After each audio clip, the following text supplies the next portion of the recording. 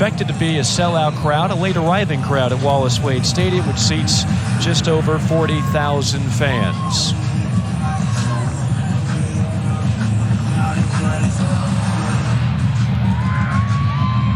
The Aggies won the toss and elected to kick it away to the Duke Blue Devils. Robertson and Jalen Stinson back to receive for Duke. Kick is booted. We are underway from Durham. It's going to be Stinson from the goal line. Racing up the far hash, past the 25-30, angling outside the 40, past midfield, down the sideline, and shoved out of bounds inside the 35-yard line. A brilliant return by Jalen Stinson, all-conference return man. 67 yards on this return. And what a start for the Duke Blue Devils right here. Jalen Stinson breaks his first tackle, breaks another 2 tackles, and then it is speed out the gate with a great field position to start for this Duke offense. Duke has got some playmakers. You just saw one of them. We talked about Riley Leonard, and you're going to see a steady dose of some running backs, Jordan Waters and Jalen Coleman, and the guy who was the quarterback, and Jordan Moore, who Riley Leonard beat out. He is one of the top wide receivers and overall playmakers for this Duke offense. And a delay of game before the first play. Still first down. Let's check in with Jalen Johnson.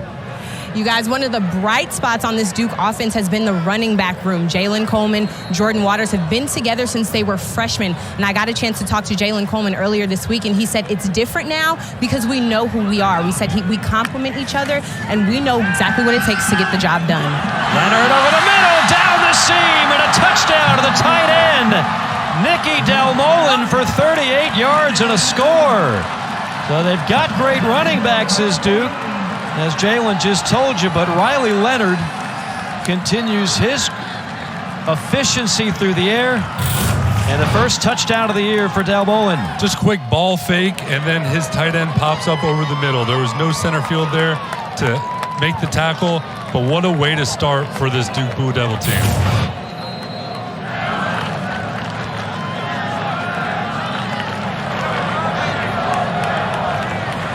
A one-play, 33-yard drive taking all of 6 seconds as Ham hammers home the extra point.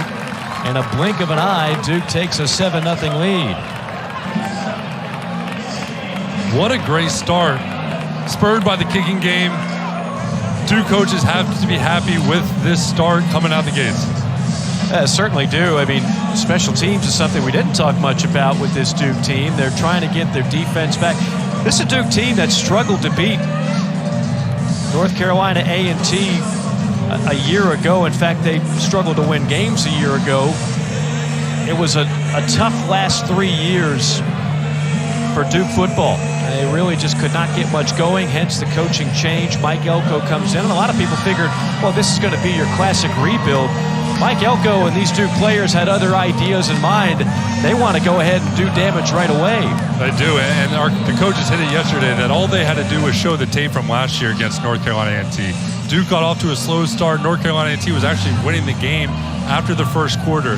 So Duke knows that they can't take this opponent lightly, and they came out ready to go. Taman Cook and Amani Jones back to receive the kickoff. And it'll bounce into the end zone, a touchback, as the Aggies will take over 1st and 10 from their 25. And we'll see how they respond. So Jalen Fowler will be the starting quarterback, his 11th career start. We were told it could be Zach Yeager. Instead, it will be Fowler, 5th-year senior. He's out of Spartanburg, South Carolina, Dorman High School, which is a terrific prep program in the Palmetto State. Comes in 10 of 14. He's only thrown for 45 yards. He's run it 11 times for 12 yards. What are we looking for out of Jalen Fowler today? He just needs to execute this offense, and they got to get the ball going. They want to slow down the game, and they'll get him going, get this run game going. They have a great running back. And they will go to Wesley Graves on the first carry as we check in with Jalen Johnson. You guys, I talked to Coach Washington before the game when I saw that Zach wasn't dressed out, and he said he's still nursing that left arm, but he said that's good because that's not his throwing arm. Just wanted to give him a little bit of rest today as they get ready for conference play. There you go. So no Yeager today. But again, Fowler, a veteran, not exactly raw at the position, fifth-year senior. But really the key to this offense, they are going to try and ground and pound. That's the key to their success under head coach Sam Washington. They will throw on 2nd and 6. Tipped at the line, batted around, and it finally hits the ground. That was Jamion Franklin, the senior defensive tackle that transferred from Notre Dame, and they are really high on how stout Franklin and Carter are up the middle. Yeah, this is a guy that got recruited by Mike Elko at Notre Dame. Does this great job getting his hands up, getting this ball knocked down. And a good job by Jalen Fowler knocking that ball down, turns into a little volleyball. But that's what you're supposed to do as a quarterback in that situation, knock that ball down. That's exactly what that was. That was like a spike. You see Zach Yeager, he's wearing the shades, towel around the neck, in full chill mode today. It's going to be up to Fowler on 3rd and 6. Fowler, a little dump pass, and swarmed by several blue jerseys near the line of scrimmage.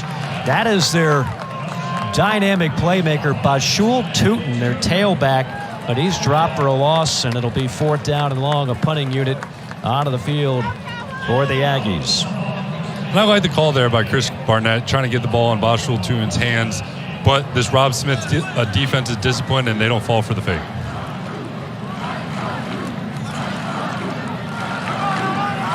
Brickhouse on the punt. 6 punts on the year, an average of just under 44 yards. Heavy pressure gets it off, and it's a booming spiral all the way to the 31-yard line of Duke. Angling outside toward the boundary and shoved out of bounds is Calhoun at the 48, a 43-yard punt, and a 17-yard return. Duke on top, 7-0. You're ready to go. The largest HBCU, an enrollment of over 13,000. Some great tradition over the years with this program, and trying to pull off an upset against an ACC foe. Nowhere to run and nowhere to hide for Jordan Waters that time as it's strung out. First year of football, 1924, 7 Black College national titles and some notable alumni, including Tariq Cohen, who had some great years recently with the Chicago Bears. He's banged up right now in the NFL. No gain on the play, 2nd and 10. Trips to the far side. Out of the gun, it's Riley Leonard, the 6'4 sophomore. Little draw play to the near side and spun down into plus territory is Jalen Coleman. He is their most explosive back, number 22, the junior out of Matthews, North Carolina. Yeah, he's a guy that they like getting downhill. The coaches are really excited about him. They run a pin and pull scheme here. Good job by the offensive line. Get in a hole, and now we got 3rd down. And we'll see what Riley Leonard can do right here. When we have time, I want you to break down pin and pull. I like the sound of that. From the gun, 3rd down. Draw play. Good hole up the middle, but that'll be shy by about 3 yards. Pickup of 4 to the 45-yard line. You have to think they're looking to go for it here on 4th down if they're going to do a draw play at that down and distance. Cross the 50. Now we have a 4th and short, so they're just treating that like a long 2nd down. Coleman will stay in at tailback. Leonard looking over to the sideline for the play. There's Mike Elko.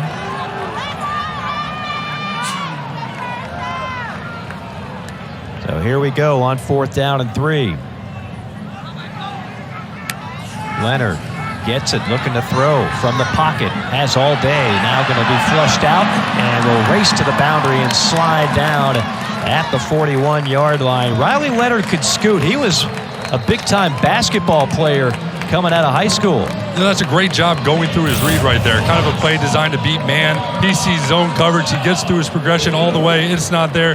Takes off, gets the 1st down. Love it when you quarterback slide, right? That's a smart play. Need to get down. Don't take those hits. They add up.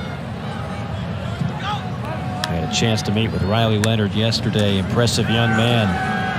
Spins this one to the far side. Spin move at the 35 and down to the 28-yard line. That's Jordan Moore. So here's Jordan Moore, who came to Duke, wanted to be the quarterback. Riley Leonard beats him out. Riley Leonard was quick to point out Jordan Moore has been a terrific teammate, and those two have become great friends. Penalty flags fall, and that's going to be 5 yards against the Duke offense. False start. Offense, left guard. 5-yard penalty. Referee is Jeff Lanigan today. Maurice McIntyre, the left guard, in the false start.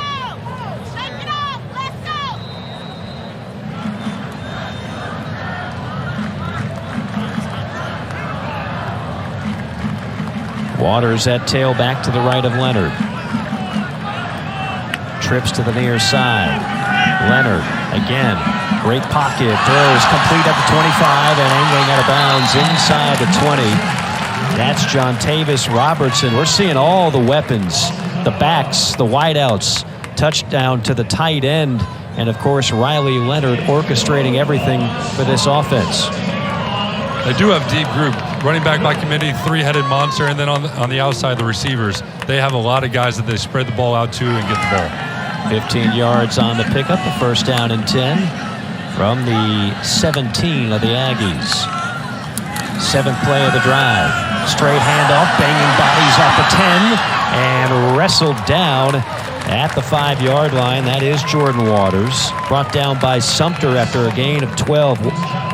Waters last year averaged over 5 yards a carry. Just an inside zone. Jordan Waters finds the hole, presses, gets upfield.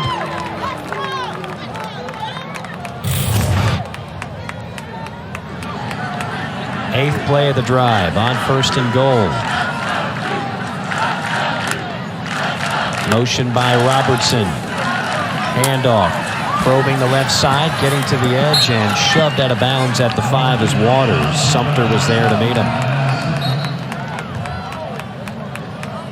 You see Jalen Coleman and Jordan Waters, that 1-2 punch.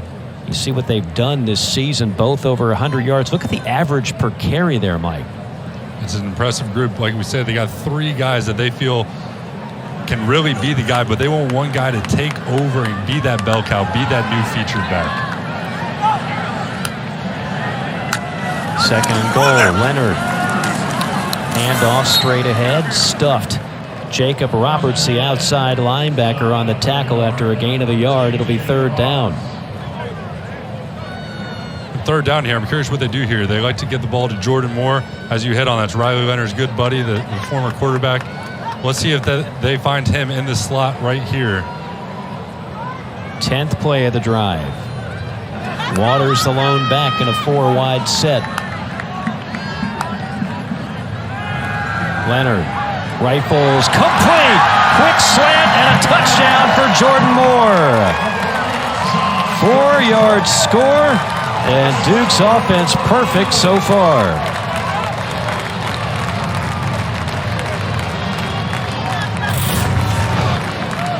North Carolina A&T brings pressure up the middle. Riley Leonard sees it. He finds his guy on an under route. Great job by Jordan Moore, finishing in the end zone, not being denied for the touchdown. Already the 3rd touchdown reception of the year for Jordan Moore, the sophomore. Extra point sneaks through. 14-0. Riley Leonard has been nearly perfect so far. He's feeling it. So too are the Duke Blue Devils, leading it. I think a lot of people, quite frankly, were surprised that Mike Elko took this job. He could have had a number of other jobs, has a great reputation, but as he pointed out, he's always seen something special in Duke. When he went against him, Duke was really riding high under David Cutcliffe. They just came off that 2013 season where they made it to the ACC championship game. There was a stretch at Duke where they were routinely going to bowl games. He believes they can do that again, and you see what he did with the defense at Texas A&M. He turned them into an elite defense last year, 3rd in the country, allowing just 15.9. So his stock was high. Duke came calling, and Mike Elko. One thing I liked about Mike Elko, Mike Lennon, a lot of Mikes here today. When we talked to him, I asked him point blank, do you look at this the way people look at Wake Forest as a developmental program? He said, no, I think we're different. We are a brand here. Duke football and Duke in general is a brand, and we expect to get big-time athletes to campus. I loved when he said that, too, because I thought it was a great point. You go across the country, when you hear Duke, everyone knows who Duke is, and it might be because of basketball, but they have the brand where one day they could be a Stanford, and they could be these high academic schools that are good at all sports, including football. Tootin totes it for 9 I mean, it wasn't that long ago. Steve Spurrier won an ACC championship here in 1989 before he took the Florida job. Mentioned the success under Coach Cutcliffe, who was here for 14 years. It's come in spurts, but it has been there. Second down and a yard. He'll keep it on the ground again, Tootin. And he will weave his way to the 41-yard line for a first down. Speedy Young on the tackle after a gain of 7. Bashul Tootin, a 5'11", 195-pound sophomore out of the state of New Jersey. Last week, 24 carries and 127 yards for Tootin. And he can do it all. This guy has Division I talent. He could be playing at Power 5 schools. They like the way that he catches the ball at the backfield, and more than that, they love the way that he protects on third down.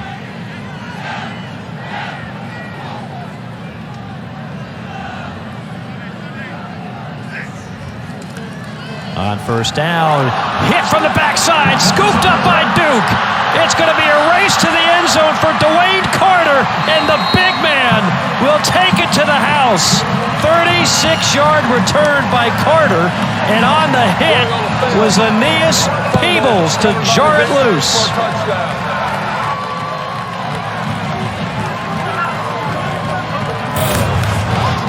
Right here, you'll see an RPO. The quarterback does a great job seeing the safety come down, but there's no answer for this defensive line. Dwayne Carter picks up the ball, takes it home. This is every defensive lineman's dream right here. Dwayne Carter, the captain. Last year led the team in sacks and tackles for loss. Now he's leading the team in defensive touchdowns with 1. 21-0 Duke, and it's the defense making some noise. There you see our guy Dwayne Carter taking it home, the captain of Duke. Love to see it.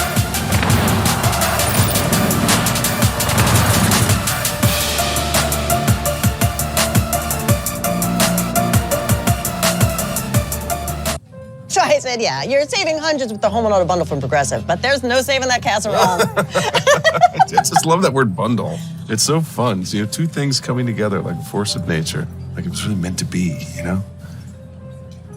Yes. Yes, I do. I'm so glad you want to save money. Rodney, set up a bundle for John Hamm. Of course. John, is it still cool if I catch a ride home with you? I never said it was. But technically you didn't say it wasn't. It's not. Yet. Sup, you're listening to us live on AMP where we're in our feels. Just two sad boys live streaming a radio show for other sad boys, playing sad songs. It's lit. She said I'm so happy. These used cars look the same, but Carfax can show how damage history affects the value. Your damage has always been visible. We're twins. Stop overpaying. Shop at the all-new Carfax.com. Identical twins.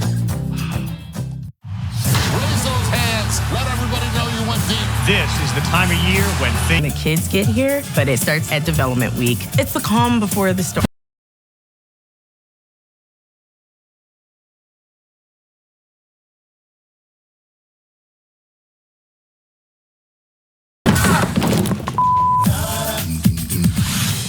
Here's the problem. Nobody knows what Hulu Plus Live TV is. Yeah, it comes with over 75 live channels with sports like NFL games, plus Disney Plus, plus ESPN Plus. What if we call it Hulu Plus Live TV Plus Plus Plus? That's dumb, but we're gonna go with it.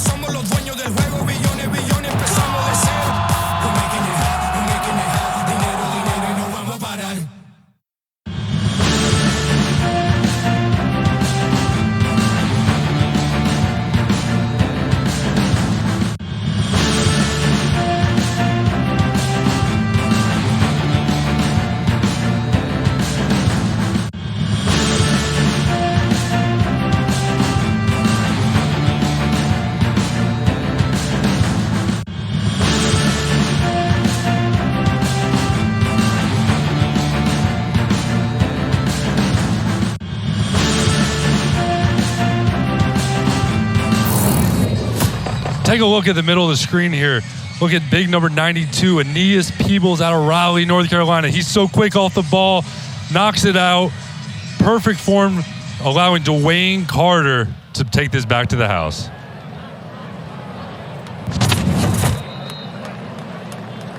Now you see the turnover margin last year. Duke was one of the worst in all of college football. -7 cost them a lot of ball games. That was something they knew they had to clean up this year. Mike Elko saying, on offense, we got to be more careful with the football. We practice ball security. You talk about their offensive coordinator, Kevin Johns. He said, we have things posted all over the locker room, all over the hallways, stressing ball security. We judge our guys on it.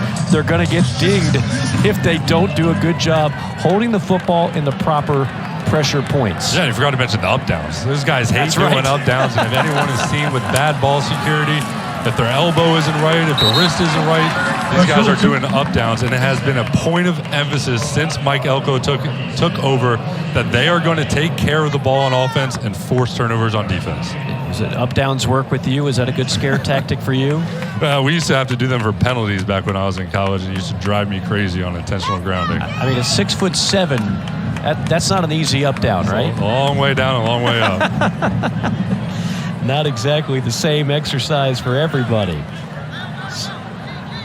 Second down, 10 yards to go. Fowler out of the shotgun.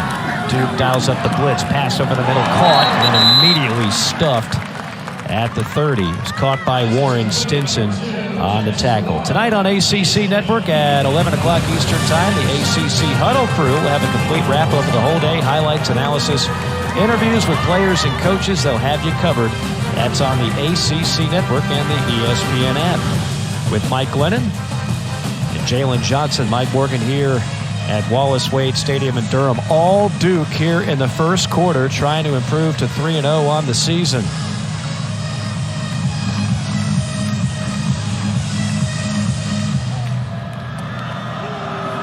Third down, 4 yards to go.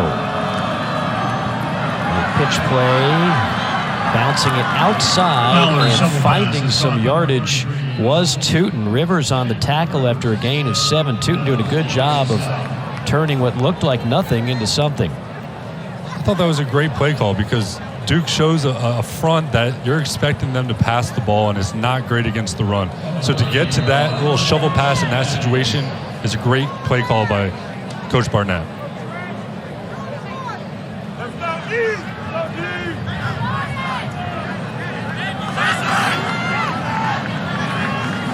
From the 38. Escaping one tackler and then brought down from behind is Fowler. Jalen Stinson in the backfield nearly had a sack. In fact, they'll give him a sack. It'll be a loss of 1. And Rob Smith, the defensive coordinator, talked about this. Smart swarm, disrupt the football. Jalen Stinson is getting after this quarterback in the high effort that you saw last week in that game-sealing fumble recovery. Stinson, the ACC Defensive Back of the Week. Last week, he had 11 tackles, a forced fumble, and a pass breakup.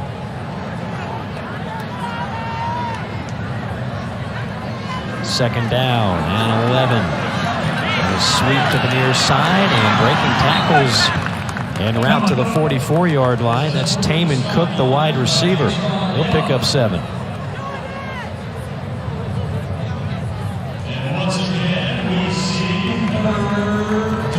North Carolina A&T last week took on North Dakota State. That was a road game, and that's one of the preeminent FCS programs in the country. They took it on the chin, 43-3. The coaching staff talked about the fact that was a good teaching moment, good preparation, not only for conference play, but for a game like this one. North Dakota State could defeat a lot of FBS teams. In fact, they have. 3rd and 4, quarterback keeper, and lunging for the marker. I think he's got it. He needed the 48, and I believe Fowler got that and then some.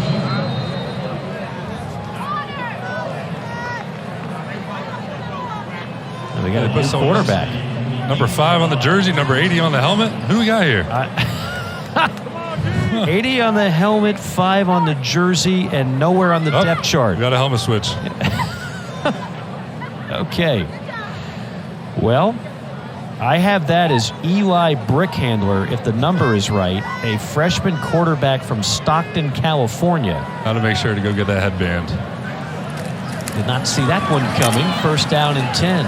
Spinning and banging his way for positive yardage. Wesley Graves gobbles up 5. Nice run by the freshman out of Danville, Virginia.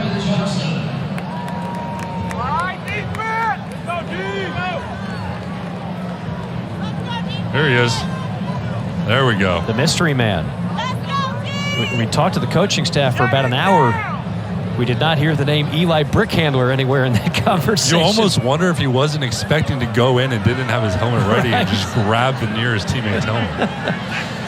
2nd and 5. Probing the left side. Picking up about 4 more is Graves. Joshua Pickett on the stop for the Duke Blue Devils. Part of that secondary that they're really high on. Speedy Young, Darius Joyner, Jalen Stinson, Brandon Johnson, and that man Joshua Pickett. A lot of great quarterbacks this year in the ACC, so you know they'll be tested. A 3rd down and a yard. This will be the 10th play of the drive, by far the best drive of the game for the Aggies. Kimbrough behind the quarterback Fowler.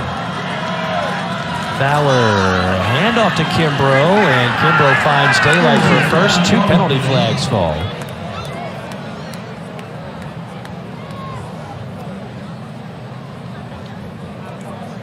The fullback Kimbrough had first down yardage, but we'll see what the flag is all about. Personal foul, face mask, number 59 on the defense. Penalty is 15 yards, first down. That's on Michael Reese, a backup defensive end. So not only do you get the first down, you get 15 more yards of real estate. Best drive for the Aggies. You look at the right of the screen right here. Face mask right there. And you got to be impressed the way North Carolina A&T has run the ball on this drive. They haven't got much going in the passing game, but this run game, the point of emphasis for them, it has looked good. We'll see if they'll finish the drive right here as they get in the red zone. Yeah, to use a Dennis Green quote, they are who we thought they were, right? They love to ground and pound, very physical team. They've stayed with that. They will go to the air on this play, though. That's a little fade stop, and it's caught for a first down. Zach Leslie, terrific execution for 18 yards. One of the things you'll notice, North Carolina A&T has some big receivers. You see 6'4", 6'5", and Duke's corners aren't the biggest. You got a 6-foot corner. Great job giving him a chance to go up and get it. Perfect ball, gets the toe down, and great footwork you see right there. The impressive drive continues. How about first down and goal for the Aggies? 11th play of the drive upcoming.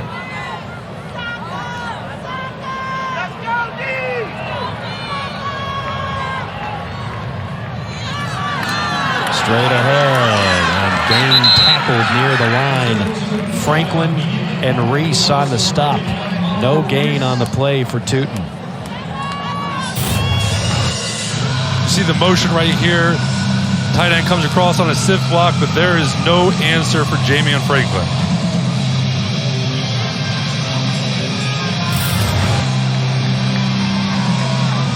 They got 2 excellent defensive tackles in this middle of this defense. Jamion Franklin and Dwayne Carter, the guy that we saw take it to the house. And Duke loves their run defense. They'll be put to the test when we come back, facing a 2nd and goal. All Duke after quarter number 1.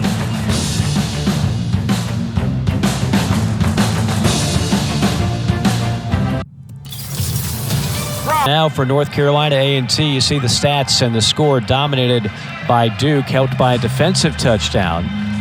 This will be the 12th play of the drive offensively for the Aggies. Looking at a 2nd down and goal. Fowler working out of the shotgun and a 3-wide set. Tootin to his left. Looking to tuck it and run. Runs into traffic and then ankle tackled down to the 7-yard line by Michael Reese. A couple of yards on the gain. It'll be 3rd and goal.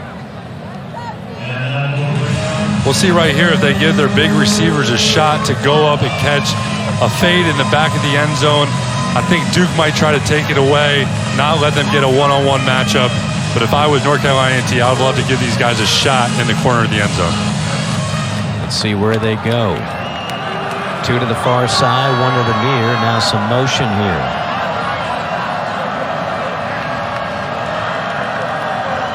Fowler gets it, surveys. Underneath, caught at the 5, but that play goes nowhere. Darius Joyner immediately gets a bear hug on Jamison Warren. I have to wonder the call there, Mike. I mean, you've got your best scoring opportunity.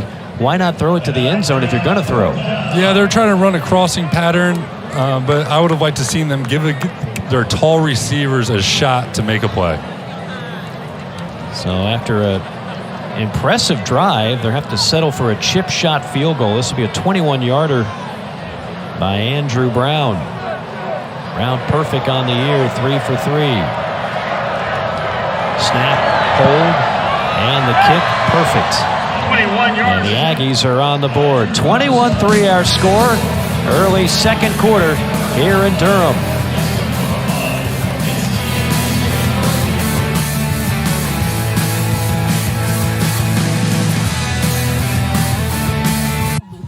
Marching band bringing the heat during the break. Excited about a 15-play drive.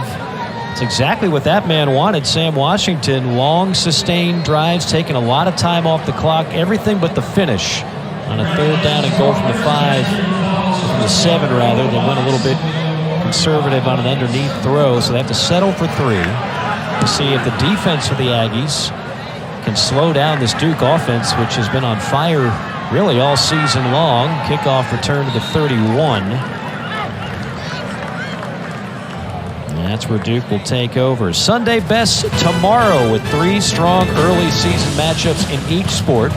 You got Miami hosting Oregon in women's volleyball. That's at noon. Then how about a field hockey matchup between St. Joe's and Virginia? Cap tonight with women's soccer, Wake Forest taking on NC State. All 3 on the ACC Network and the ESPN app. Mike Lennon, Mike Morgan, Jalen Johnson down on the sideline on a beautiful Saturday evening in Durham, North Carolina. Duke trying to improve to 3-0 on the season. Leonard finds no room up the middle. That was clogged and then races to the sideline. Might have squeezed out a yard. Janoris Robertson was breathing down his neck. What impressed you most about our conversation with Riley Leonard? I thought we were talking to a 4-year veteran. He's just a young sophomore starting for the first time. It's just his poise, and you can see why he ended up at a school like Duke. He talked about this being a 40-year decision, not a 4-year decision. Extremely impressive young man, and he's off to a hot start in his first year as a full-time starter. Jet sweep to Jordan Moore, the man that he battled for that quarterbacking spot. I mentioned Riley was a great basketball player back at Fairhope High School in Alabama. There's a video that went viral of one of his slam dunks. Jokes about the fact, he said, I don't know if I've got the hops anymore. Not sure I could even do that. As if he's an old man. Riley, you still got the vertical. Come on now. Some of us up here in the booth, we lost our vertical a long time ago. Leonard misses that one complete. To the 45, taking a shot is Payne Cole. Jalen, what do you have? Riley said he didn't start taking football seriously until like his freshman year of high school, and he said it was because of David Morris from QB Country in Mobile, who told him that he maybe needed to take some look into his talent there. And I got to ask David Morris, what was it about Riley that you knew he would be successful? And he says he out-prepares and out-competes his opponents. His upside and potential as a QB is through the roof, and he's talented and just a special kid. Jalen, thank you. Yeah, it's one of those guys. You know, nowadays they start grooming quarterbacks at such an early age, Mike, as you well know. For Riley, it was really more of he had to be sold on the fact that football was his future. Whips that one complete. You see some of the arm talent there to Jordan Moore, right on the money. But it sounds like he found the right guru down there in Mobile, Alabama. He really did. I got a chance to meet David Morris last year when I was with the New York Giants. He also trains former Duke quarterback Daniel Jones.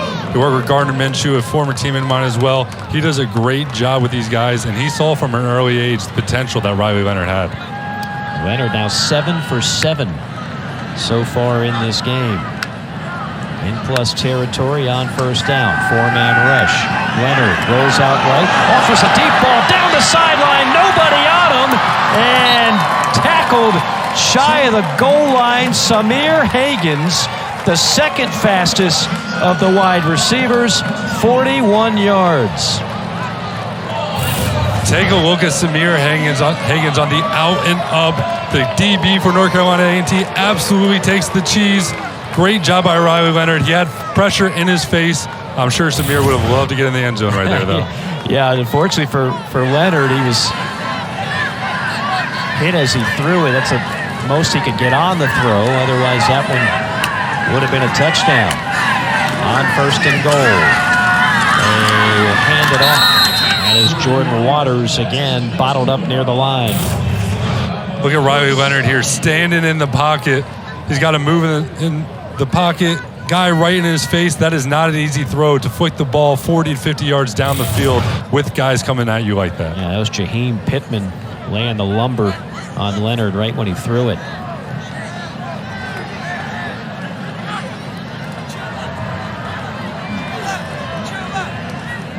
Eighth play of the drive upcoming for Duke. Under 10 minutes to go, first half.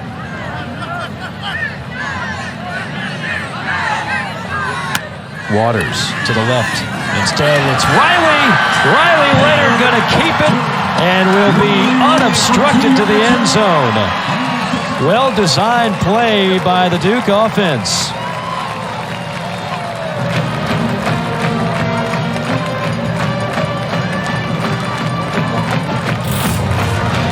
A little zone read here. You got 91 coming off the edge, and Riley does a great job seeing the end crash, getting upfield. Easy touchdown for an athletic quarterback like himself. 8 plays, 69-yard drive, 3:43 off the clock. Leonard, a perfect 8 for 8 in the game, and the Duke offense has been near perfect. Riley Leonard. What an athlete this guy is. We talked about him doing a 360 windmill dunk. He can use his legs and is extremely efficient with the ball.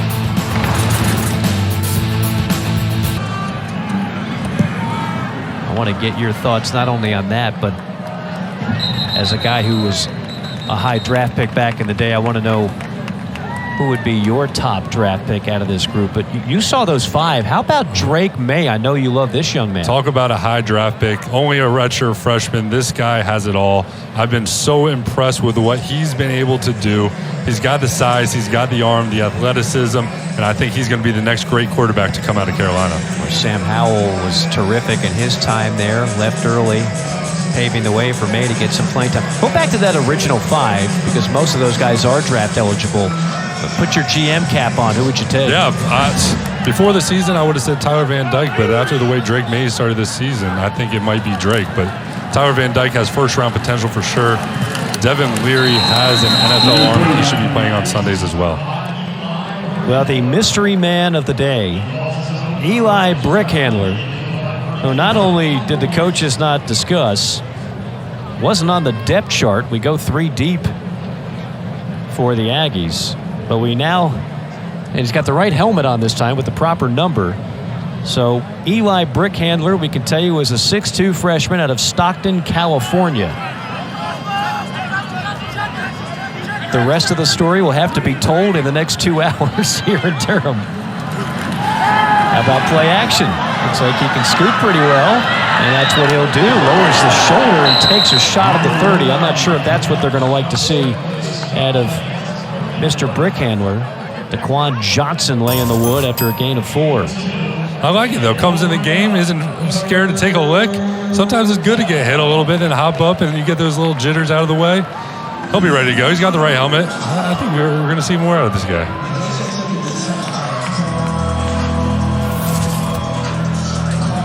A&T third down today, 3 out of 5. This will be a 3rd and 4.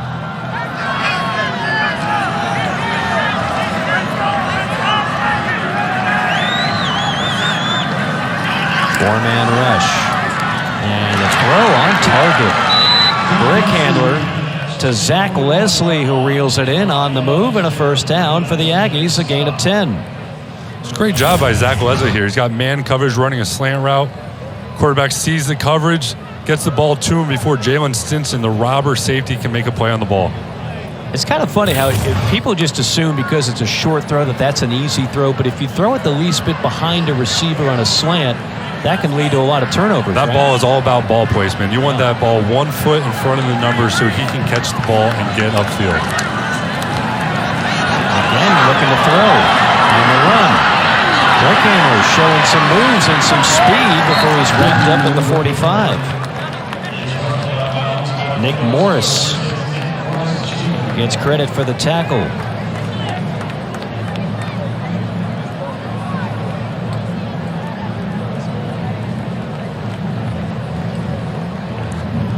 It's been a while since I've had a game where a quarterback who's not on the 3 deep enters the game in the first half, but that is the case. I like what Eli's done so far. You could see some of the things that they like about the young man. Of course, the mobility, looks like he's having fun out there. Smile when he's coming back to the huddle. Came all the way from California. Looks like a busted play here, though, and he'll be dropped for a loss. Darius Joyner met him in the backfield, a loss of 5. You have to wonder what happened there. Was the running back wrong? Was the quarterback wrong? You guys always blame it on the running back. I think we're usually right.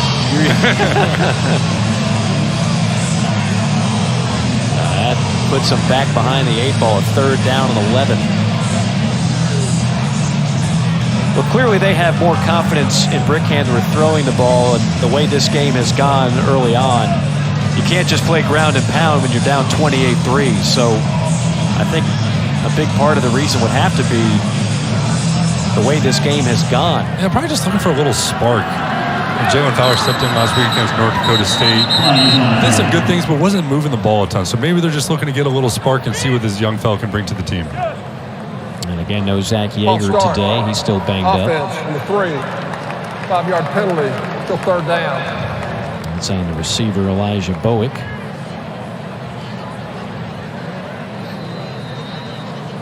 It's a great opportunity. Your North Carolina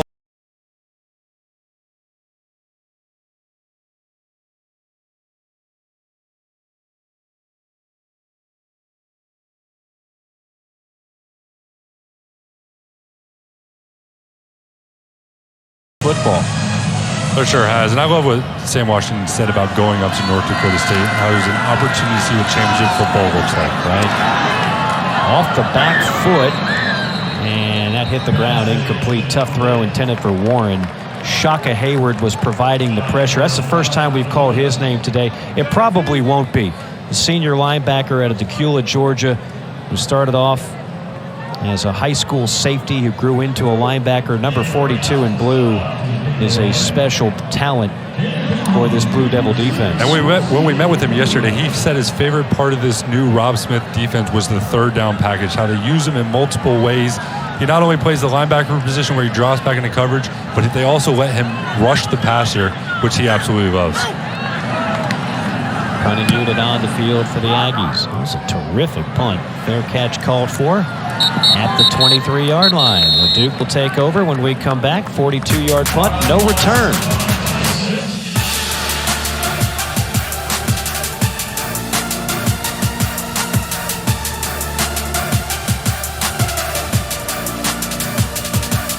Hi, I'm Malak, and a little thing. Riley Leonard and the Duke offense back on the field. 5:27 to go here in the first half. Blue Devils have been nearly flawless on offense. 25-point lead as Leonard from the gun swings it out.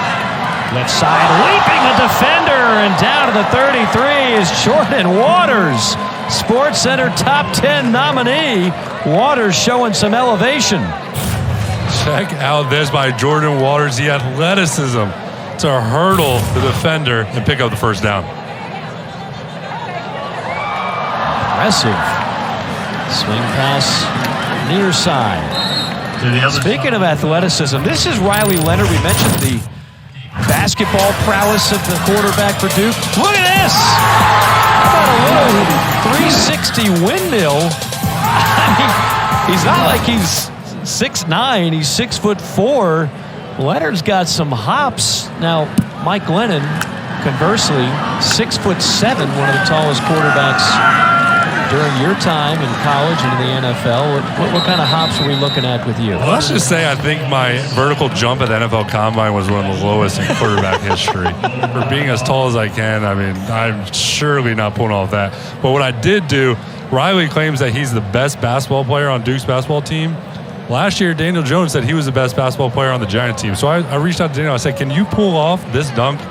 He conceded. He said Riley's got him. He said, no way he's pulling that one off. I don't know many quarterbacks that can. That's next level right there. That's the first time I've seen that highlight. I got to be honest, I was not expecting that. 3rd and 5. Here comes the blitz. Leonard goes underneath and hits the crosser into the waiting hands of Samir Hagans for a first down.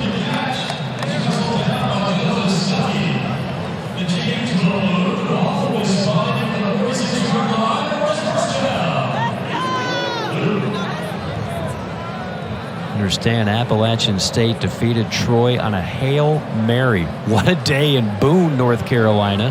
We're in Durham, North Carolina. No mountains here. Plenty of them over there in Boone. Beautiful place to catch a football game. On first down, Leonard to the boundary. Tiptoe his way for 4 yards and out of bounds. ACC PM. The ACC Network's new afternoon studio show with Mark Packer, Trey Boston, and former Seminole Taylor Tannenbaum. They'll focus on football and everything else regarding the ACC. That's weekdays at 4 o'clock on the ACC Network.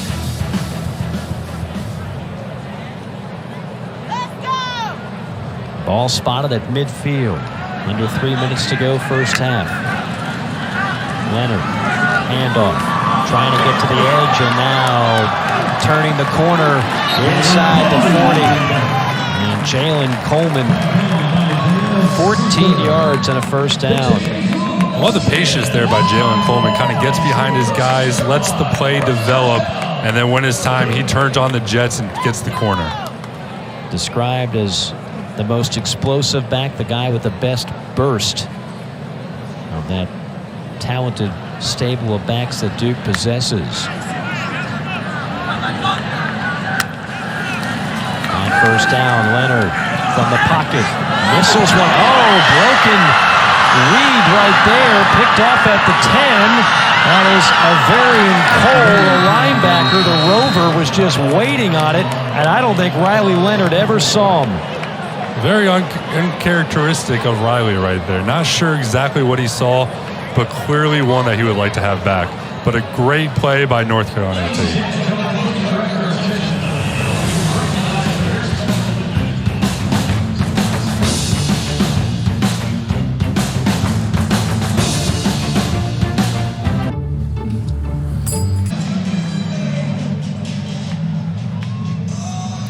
28-3 our score off the turnover.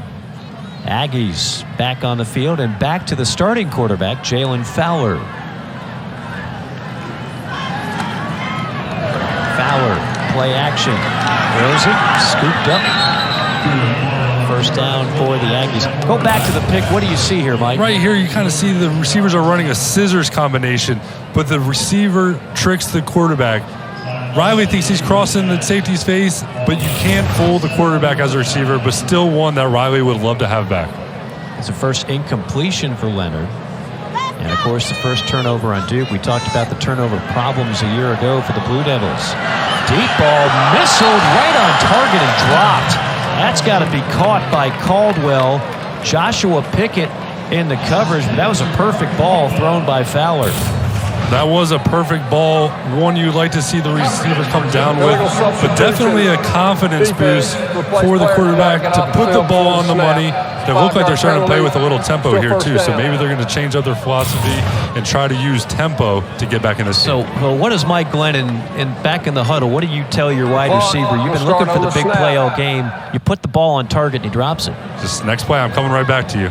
Oh, You can't harp on it. You can't harp on it. You got to move on. You were in a little bit. He knows he dropped it. There's nothing that he's going to say that's going to change it. I hope you're that nice to me the rest of the season. Pre-snap penalty. Back him up 5 yards. Offense, number 71. 5-yard penalty. It's like when a quarterback misses a wide open throw. I don't need anyone telling me I missed it. I know I missed it.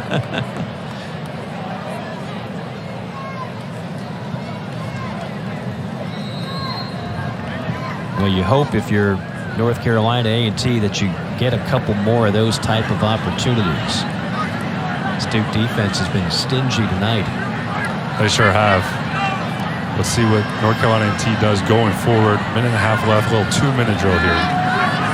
With time. Deep ball down the near side. This time well covered, but a penalty flag. Contact on the play by Speedy Young, who was defending Caldwell. A chance for redemption for Caldwell, but that time he was interfered. And I think this is something the Aggies are going to have to continue to do. You got 6'4" receiver on a 5'9" corner. Give your guy a shot. That's a great job, and the worst that comes out of it is a big penalty. Pass interference, defense number 5. It's a 15-yard penalty and first down. And Speedy Young never looked at the football. Transfer from Iowa State out of Delray Beach, Florida.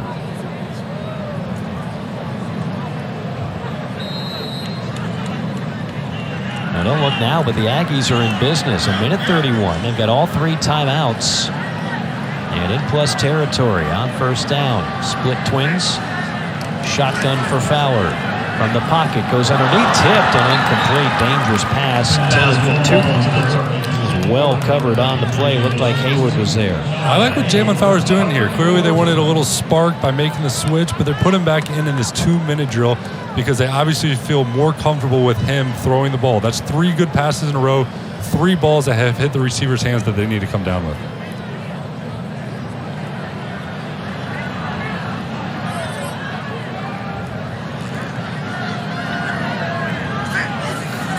Second down. Perfect execution. The lunge to the 32. I think it's just shy of a first down. It'll be 3rd and short.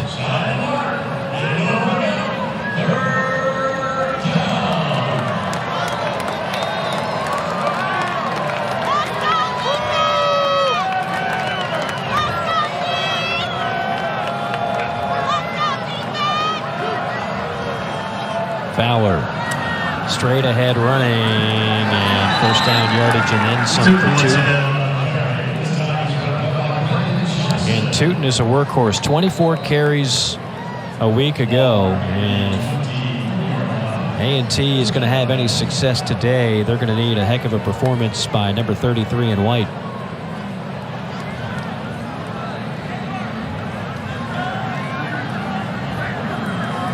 Fowler on first down from the pocket. Rifles incomplete.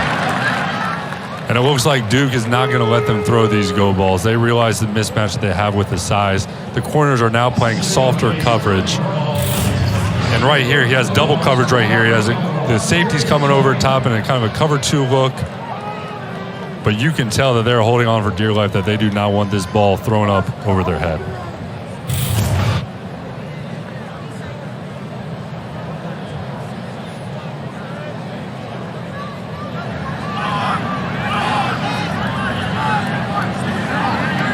Seconds to go, first half. On second down, 4-man rush. Fowler under hot pursuit, goes down from behind. That's Vincent Anthony, number 19. He's a true freshman out of Jordan High School here in Durham.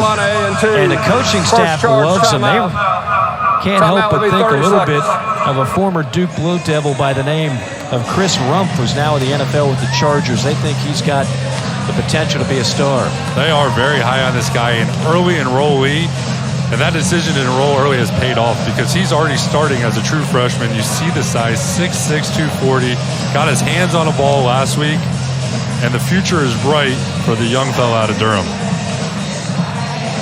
Well, now the playbook will have to change here. You would think on 3rd down and 10, they'll go to the air. Instead of going for 3, try to find pay dirt here. Get a first down, keep the drive going. You've got 2 timeouts left, so with 22 seconds, 2 timeouts, there's enough time to do some damage if you're the Aggies. There is, and they're getting the ball in the second half. So they get 7 here. You know, they're down 18. Get some momentum going at halftime, get the ball back, double up. They can make this a game. Fowler in a 4-wide set.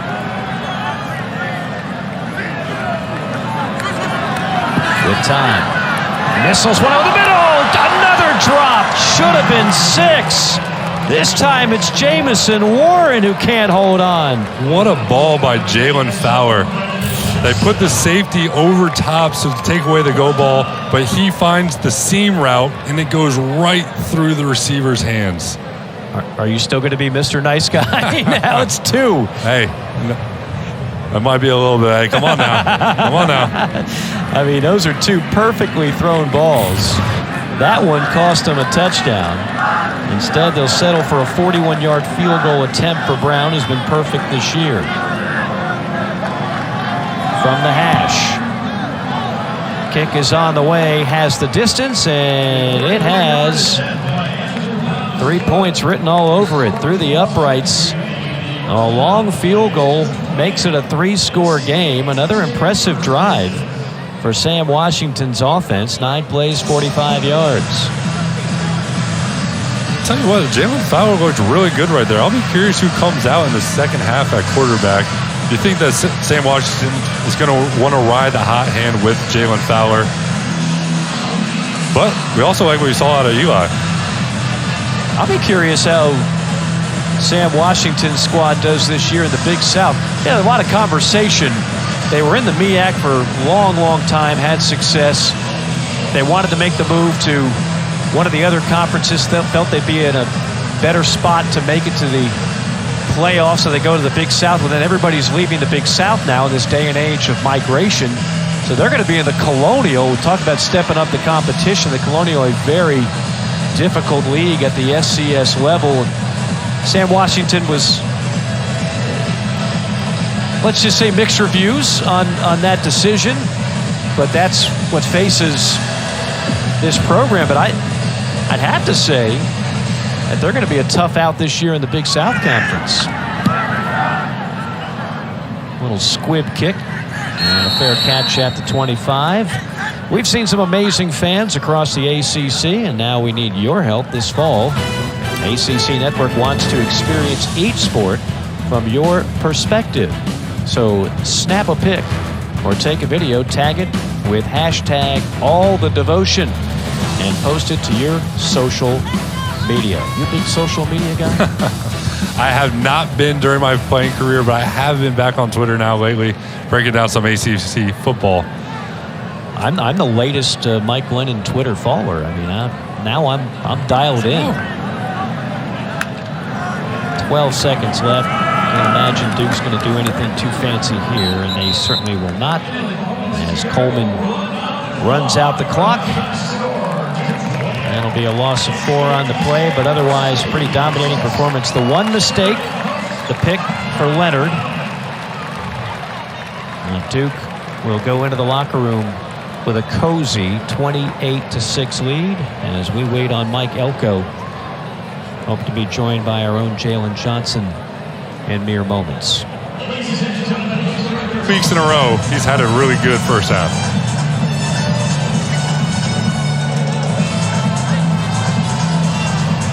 So as we get lit inside the studio, the crowd hopefully will remain lit in the second half. Duke excited about football again. Keep in mind, this was a Duke team that, despite the fact that they have a new head coach and there is excitement about the hire of Mike Elko, I don't know if people expected much out of Duke.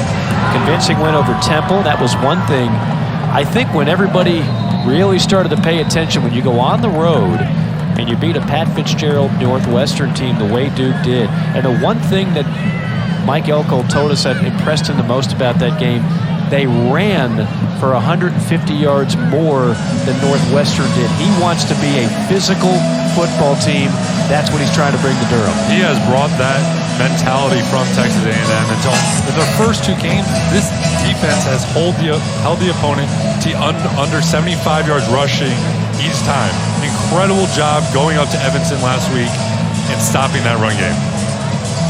They are not going to be known as a finesse team as long as Mike Elko is in charge. Jalen Fowler is back in charge of the Aggies offense, and they'll go nowhere on first down. Jalen Johnson always in charge on the sideline. Jalen, what do you have? I love that. Thanks, Mike. I just got to talk to head coach Sam Washington, and I asked him, what was the message at halftime? And he said, simple, we have to stop shooting ourselves in the foot. We've been given so many opportunities, drop passes. He said we just need to take advantage, play our game, and play disciplined football. Thank you, Jalen. I mentioned that Sam Washington was a teammate of Jerry Rice at Mississippi Valley State. He also played 7 years in the NFL as a defensive back. Had a couple of touchdowns as a DB in the NFL. And again, longtime defensive coordinator with this North Carolina A&T program before he got the head coaching job 5 years ago. And it's a program that is near and dear to his heart. He's given the program stability. Enjoyed some success, particularly right away. They had success back when they were in the MEAC. Now they will try to find success first in the Big South and then eventually in the Colonial. A 3rd down and 12 for the Aggies here. 5 for 9 on 3rd down are the Aggies. Deep ball down the far sideline. Jump ball, and it's caught. Caldwell, they've been trying to hit Caldwell on the home run ball all game long. They finally got him here. And they got our guy Eli back in that quarterback as a cover 2 look. He's just throwing this ball up on a safety. And my guy is bigger than your guy, and finally they come down with one of these deep throws.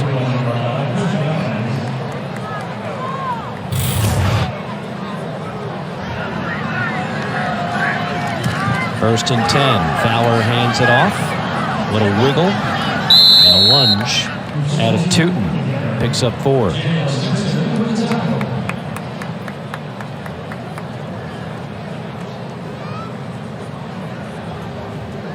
These two teams met in 2019. Duke won that 45-13. They met again last year. Duke won it 45-17. They've only met twice in the history of the two programs. This will be the 3rd time. On 2nd down and 6. Heavy pressure. Ball comes loose. Pounced on by Duke. The fumble by Fowler. Vincent Anthony was the guy that knocked it away and recovered by the Blue Devils. Sam Washington just talked about not shooting themselves in the foot, and that's what you see here. Duke gets some penetration, unblocked defender. Just take the ball, eat it away. Don't give them a chance to get this football. The ruling on the field was a fumble recovered by the defense. The previous play is under further review. And another turnover for the Duke defense.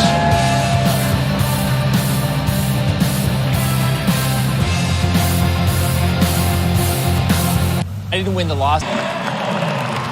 Now some anguish on the face of Jalen Fowler, who overall has played quite well. That time was just completely bulldozed. Got him high, got him low. Recovery by Anthony after being hit by Peebles and Johnson. They did review it. It was confirmed Duke football. Early 3rd quarter, 2nd turnover on the Aggies. And we'll see if Riley Leonard and company can capitalize here.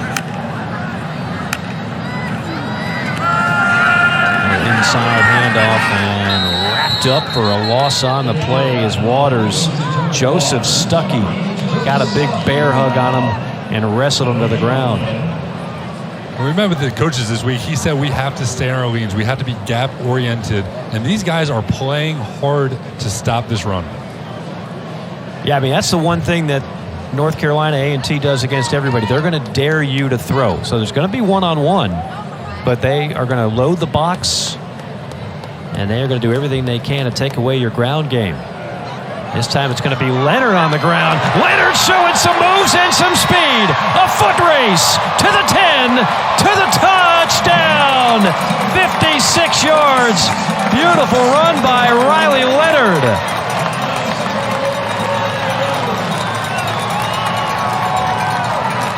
He's got some hops and he's got some speed. This will make Daniel Jones proud. A little zone read, get on the edge, make the safety miss. But what Daniel will love is that he kept his feet. You might remember a few years ago when Daniel slipped against the Eagles. But what a job by Riley Leonard right here. The athleticism he shows. Well, let me ask you, you mentioned Daniel Jones a couple of times in this broadcast. Does you see any similarities between the two? Both guys that are smart with the ball, make good decisions, and are athletic with their feet.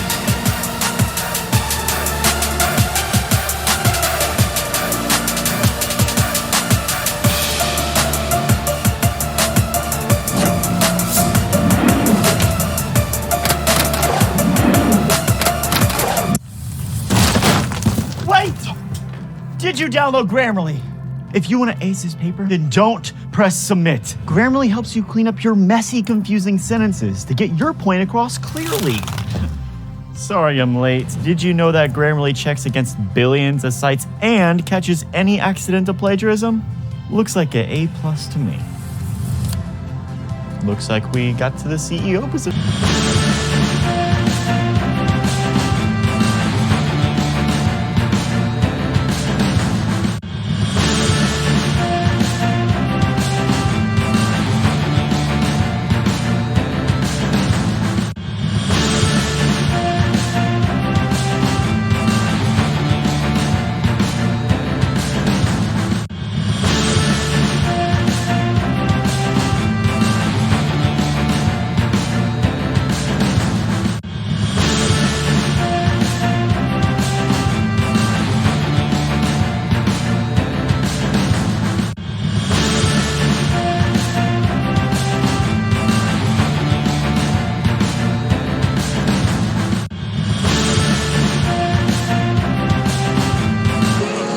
The longest rush play of the year was just made by not a running back, by the athletic quarterback Riley Leonard.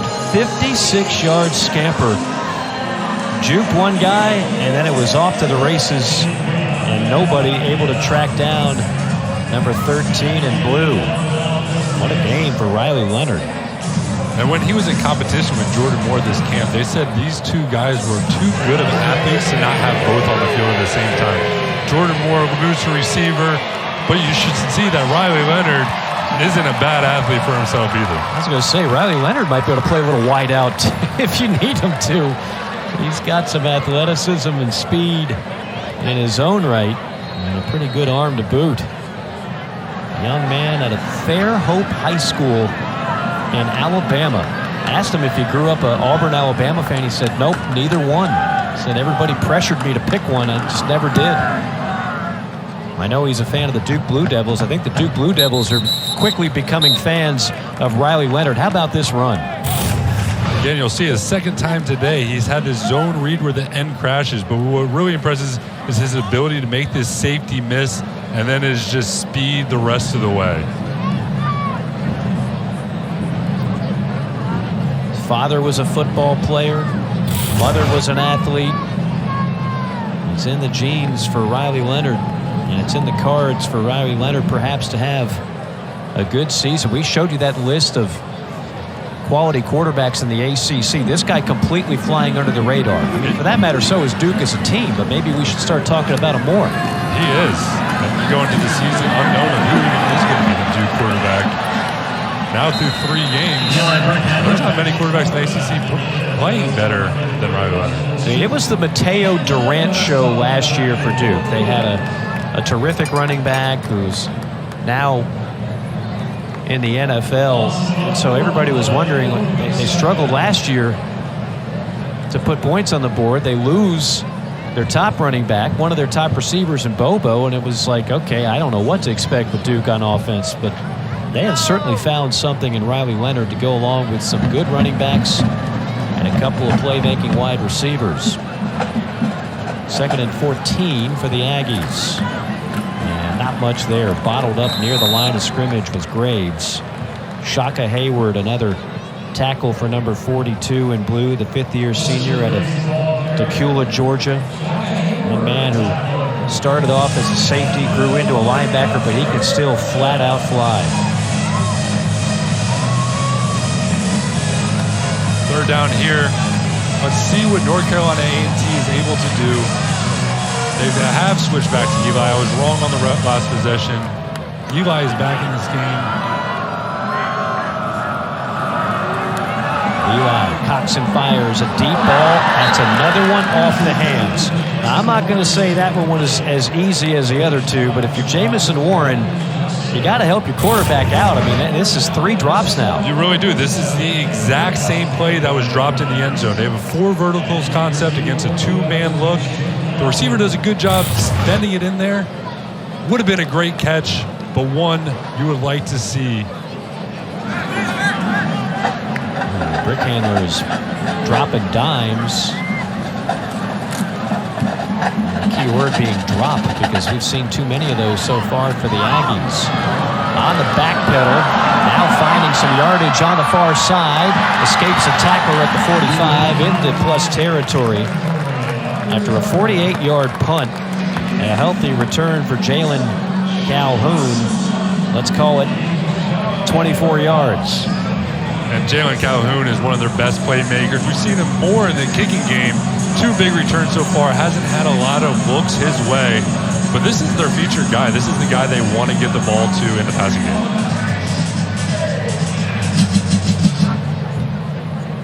So a 3-and-out puts that Duke offense back on the field. Coleman in a tailback. In fact, they'll go with a 2 tailback look. Waters and Coleman flanked alongside Riley Leonard. It's going to be Waters on the carry, finding daylight, bounces outside 30, 35, down the sideline and lassoed out of bounds at the 21. Nice run by Jordan Waters, wrapped up by Harrell after a gain of 29. Jordan Waters, he is a strong runner. He gets the edge right here, but you'll see right here, he bounces off the defender and is able to pick up another 10 yards before he's taken down out of bounds. Right now, it feels like Duke can do just about anything they want on offense.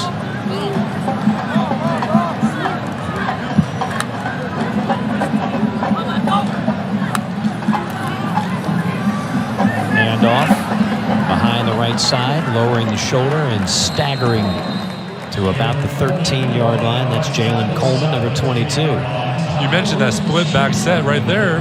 They just exchanged responsibilities. The play before, Jalen Coleman kind of played the role of the fullback. Right there, you see Jordan Waters doing it, helping each other out. Offensive coordinator is Kevin Johns.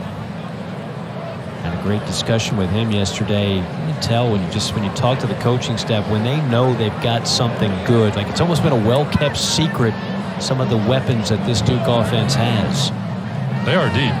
We've talked about it all game, kind of 3 running backs, but they are deep at receiver. The fact they're moving the ball like this, Jalen Calhoun still has it. Coleman burrows his way maybe a yard. It'll be 3rd and short. Duke 3 of 4 on 3rd down tonight.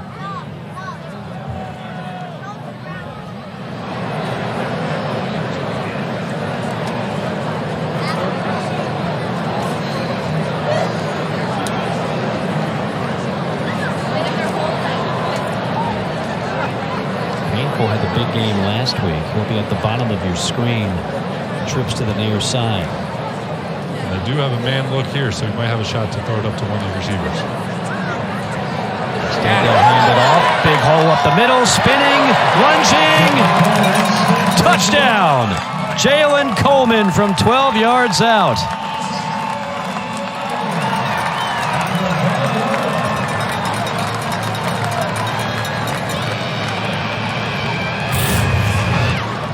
Inside of this line, led by Jacob Monk. Riley Leonard said he's the most passionate football player he's ever been around. They do a great job opening a hole for Jalen Coleman to get in the end zone.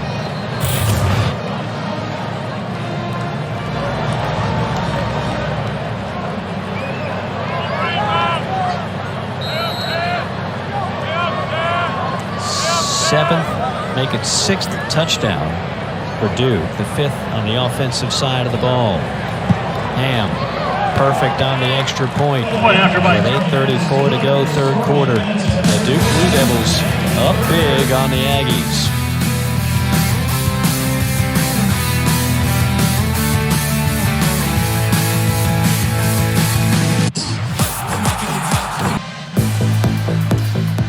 This might have snuck up on some people. There was some ACC history going into week 3. Duke, Carolina, NC State, Wake Forest, the Big Four all 2-0 for the first time ever.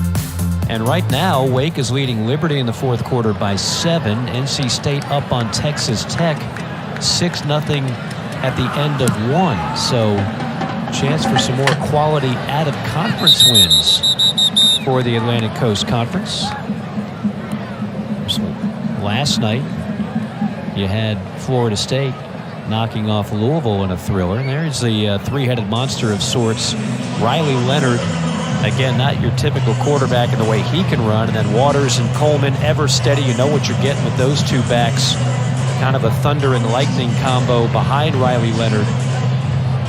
Again, they're going to be posing some problems for opposing defenses in the ACC this year. And that's exactly right. When you have a quarterback that has the threat to run, when you have that zone read threat, it is hard on defensive coordinators because they're not sure exactly how to attack you. Meanwhile, it's Brickhandler. The rotation of quarterbacks for the Aggies continues between Brickhandler and Fowler, but both of them have had problems, and when they have put the ball on the money, there's been a series of drops by the receiving corps for A&T. There's a Duke defense, 9 tackles for loss. You got 3 sacks. How about the 2 PBUs? Last week in the win against Northwestern, Duke had 14 PBUs. That led the country last week. 14 PBUs in one game. Yeah, you'd never expect that against Northwestern, who loves to run the ball. But they threw the ball 60 times last week. And these Duke DBs showed up. They really did. It's a good-looking Duke secondary. Stinson and Johnson were actually the 2 that combined on the key turnover last week. You see Carter, Dwayne Carter, who had the touchdown earlier today. Defensive tackles don't find the end zone often. When they do, it's a memorable night. It's been a memorable night for this Duke D. They'll be pinning their ears back here on 3rd and 12.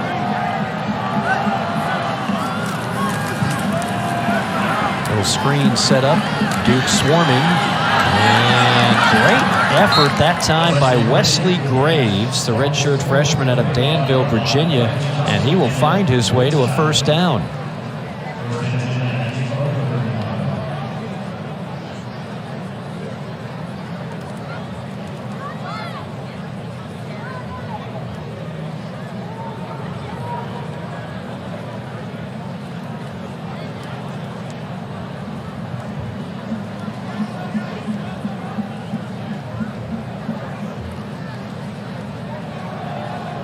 They'll run it wide. Off right tackle and more positive yardage for Graves. So A&T doing what they do best, and that's the ground game. 9 more yards there. It looks like some of the Duke's starters have been taken out. We're not seeing Dwayne Carter out there, Shaka Hayward. But it's still impressive what this North Carolina A&T has been able to do on the ground, and that's what they live by. That's what they're going to stand by, is getting yards, using their running backs, using their quarterback in the run game. Up next for Duke will be a matchup at Kansas.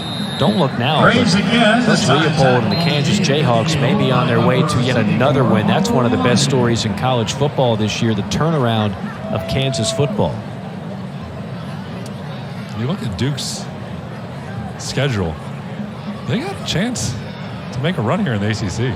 Well, their ACC opener will be after that Kansas game, October the 1st. They'll take on Virginia right here at home, and at Georgia Tech, then a rematch with North Carolina. The victory bell on the line. Last year, the Tar Heels took that one in Chapel Hill.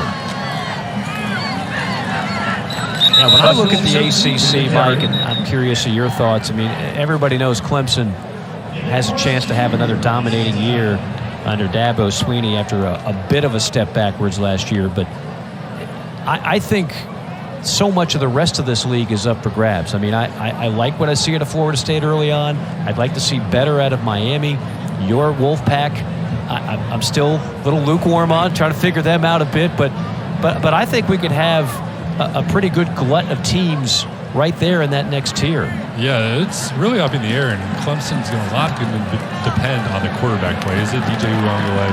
Is it going to be Cade Klubnik? But Miami has a big game tonight against Texas A&M on a national spotlight versus a really hungry A&M team. Yeah, against an A&M team that, quite frankly, was embarrassed last week. What do you think of that matchup? How do you think can Miami pull off the win on the road in College Station? They can because of Tyler Van Dyke. He's going to be possibly the best player on the field, but I watched the film last week, and his offensive line didn't do a great job protecting him, and that was against Southern Miss. Right. So if they can't block Southern Miss, they're going to have their hands full going against A&M. On 3rd and 9.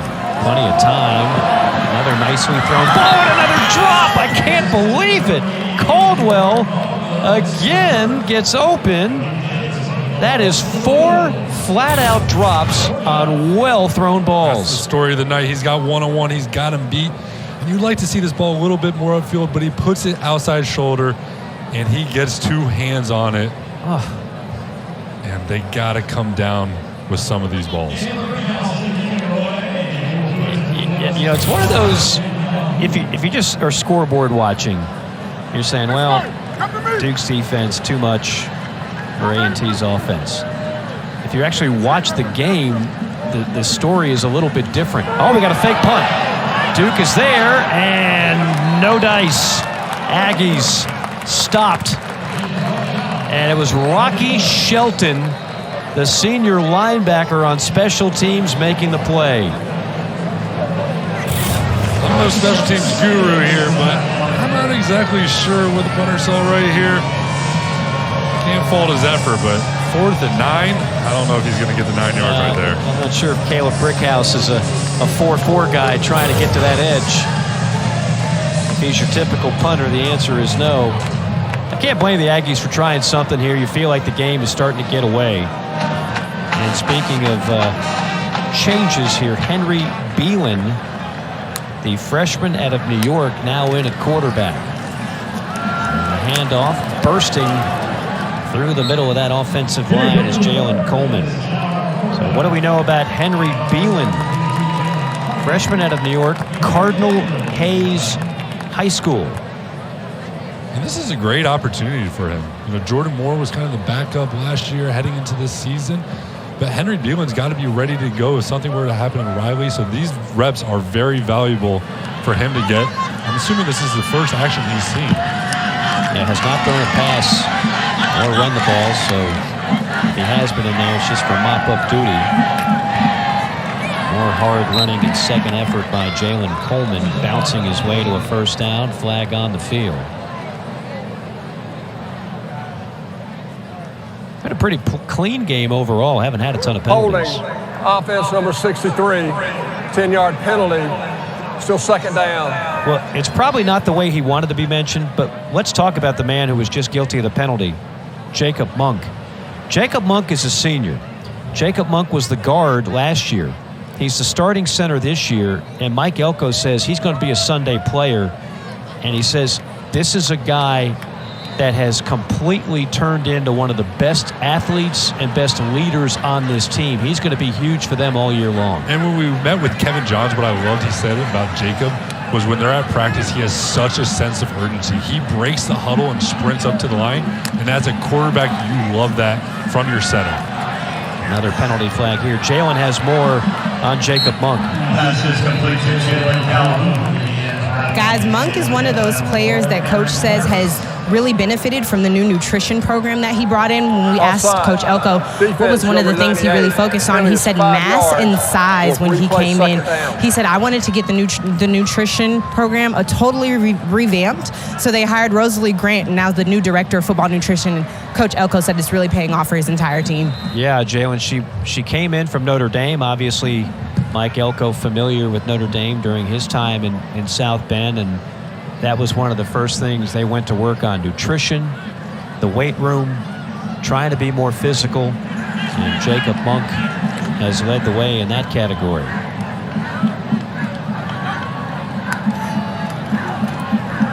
And second down. Shot down after a modest gain. That's Jordan Waters. Jacob Roberts on the stop. Pickup of a couple. And I like that they're letting Henry get reps with his first-team offensive line with Jacob Monk, because if something were to happen with Riley Leonard, he needs to feel comfortable with his center, with the communication that goes on out there. So I think this is a smart move by Mike Elko to give the young quarterback reps with the starting offensive line. Yeah, it's tough enough to come into a game cold. It's even harder when you're playing with backups on the offensive line.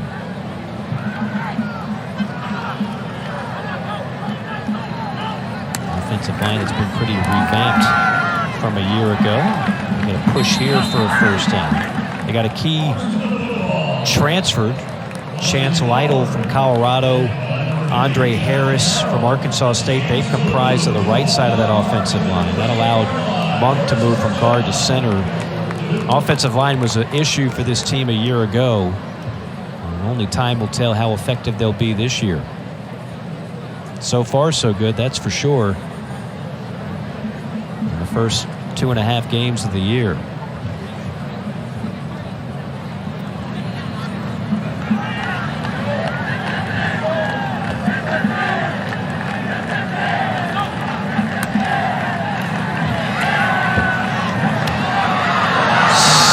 For a big-time loss. Heavy pursuit by the big freshman, Caleb Jones, all 315 pounds of him.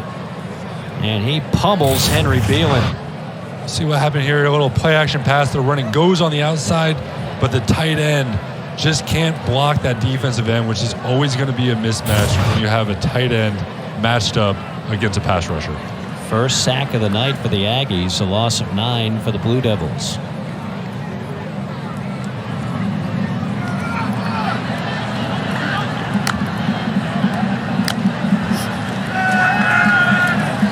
Time. And there's a Duke drop. A perfectly thrown ball to Calhoun, and the 4-year starter doesn't drop many.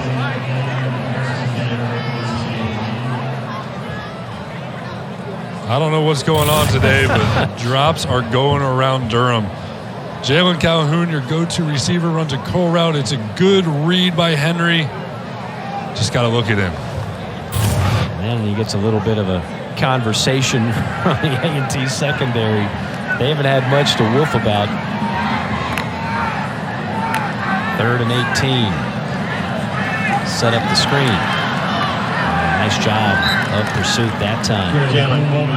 Coleman with very little room to run. Pittman on the tackle. And a rare punt for the Duke offense when we come back. Quarter number 4. All Duke so far in Durham.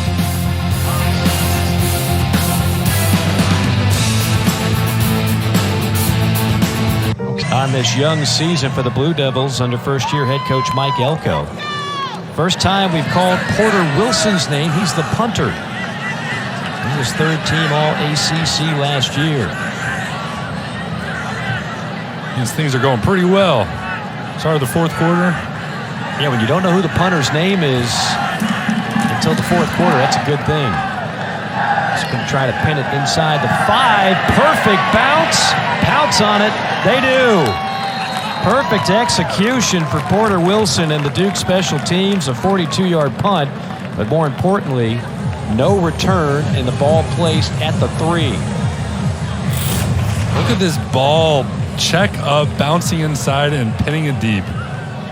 So hard on an offense when you look out on the field and you're the quarterback and you see 97 yards to go. It looks like forever. Yeah, it's a little disheartening, especially when your passing game has struggled. As you mentioned, some of the backups in for Duke defensively. We'll see if they take their foot off the gas with that in place. Good run on first down by Brick Henry.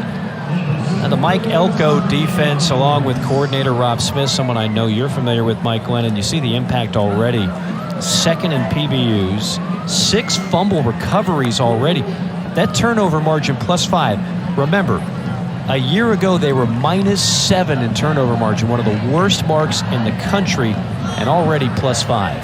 You are definitely feeling the presence of Mike Elko here at Duke. He's bringing that sharp mind. All in all, we heard many times this week. Nice run by Tootin, getting to the edge and streaking down the sideline of the 41-yard line. We heard all week about how smart Mike Elko is, and he's bringing this situational football awareness to both sides of the ball. Here's Tootin, has a big hole, breaks the tackle, and he shows why. This is a guy that can be playing on Power 5 conferences. He is a tremendous back. Yeah, really good. That's a 48-yard scamper for Tootin.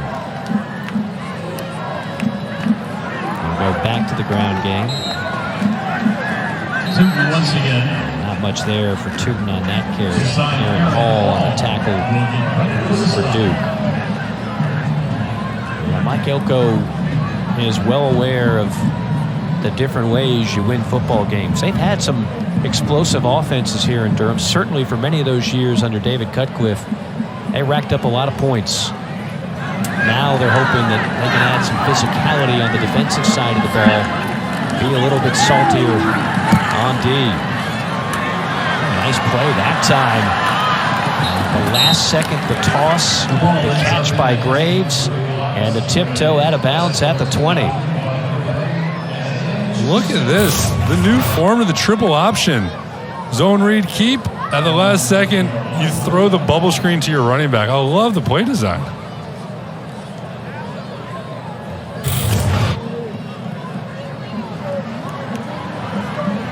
I love what Rob Smith told us, defensive coordinator for Duke. He said if you have kids, tell them if they want to get into coaching, be an offensive coordinator, because it's nearly impossible to stop these teams on defense these days. That's why he says he has a steady diet of Diet Coke and Tums. It is with plays like that, and you hear coaches complain about the RPO and linemen getting away with being downfield. It's just tough to stop. It is tough to stop. And these college coaches, they don't get a ton of time with these players. Their meeting time is limited because they have to go to class, and obviously the schedule here at Duke, academics is so important. But he's lucky. He says that all the players on this team are probably smarter than him. Big hole up the middle. And touchdown. Tiptoeing into the end zone. It's Charlie Dixon with his first carry, and it's an 8-yard score for the redshirt freshman. Look at this huge running lane. The offense line opens up. Number 59 gets off on the safety, and there is no one home to make the tackle. Now that's something Mike Elko will have this week.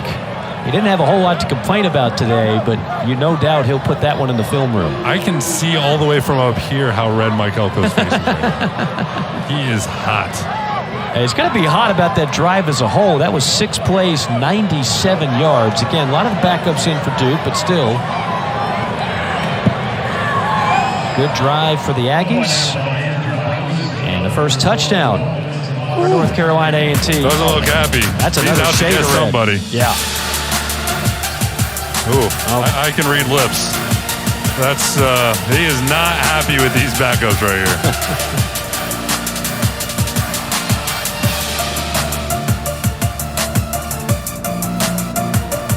To Mike Lennon, Mike Morgan with you here, fourth quarter. It's 42-13 now, Duke on top. Grind, you see it all over the stadium and on the field. G-R-I-N-D,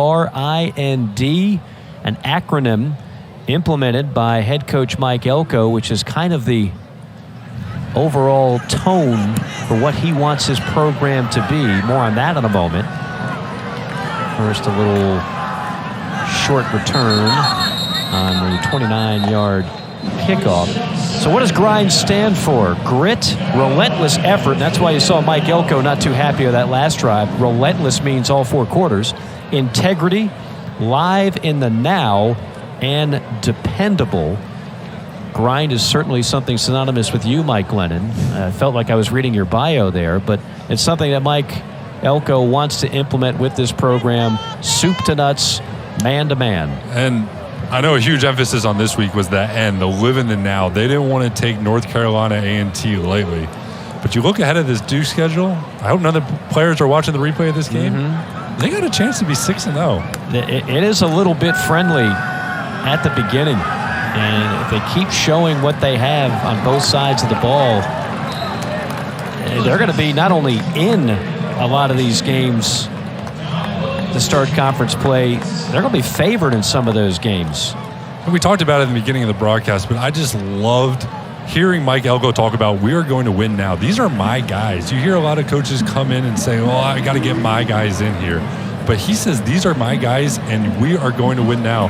And Riley Leonard echoed that exact statement. The backup Thielen still in the game, and a fumble on the handoff exchange. He pounces on it. He's trying to give it to Jaquez Moore. And luckily, they were able to maintain possession. Okay, so here's what we're talking about. Now, Kansas is no joke anymore. That game on the schedule originally looked like a possible easy dub. Not with Coach Leopold. Virginia, struggling. Georgia Tech, really struggling. Obviously, the Carolina game is always huge. At Miami will be tough. Boston College, I mean, it gets stronger there at the end. It does. Pitt and Wake, but the early part of that schedule, they can make some noise. And it is going to be a big game next weekend in Kansas, but the thought of bowl eligibility, it's definitely there for this Duke football team.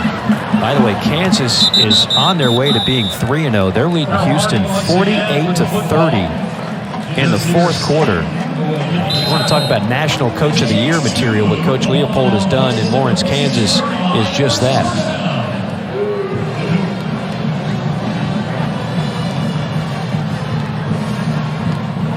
Now 10 minutes and change left. The Duke Blue Devils in good shape to make it 3-0 and improve to 3-0 all time against North Carolina A&T. Again, just an hour down the road in Greensboro, North Carolina.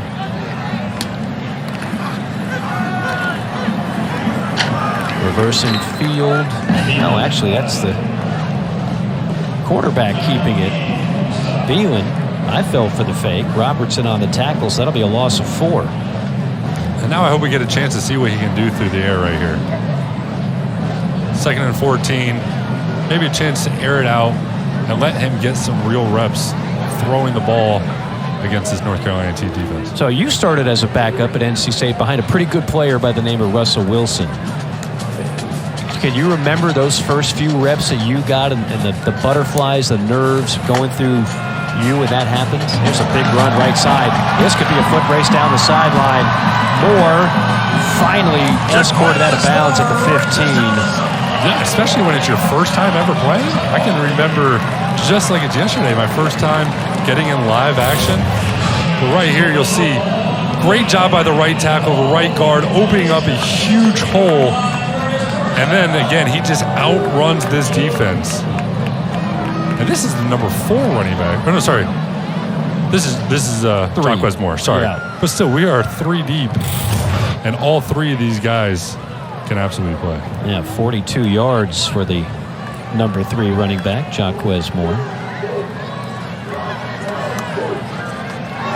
Drive continues. They have to play. Time wrapped down. Eric Weatherly on the carry. Picks up a couple. We're going deep into the running back room. But to get his first college action, a year ago he's playing high school football. So no matter who the opponent is, there should be a little nerves. You want to go out there, put it on a good showing, and show the promise that you have for the future.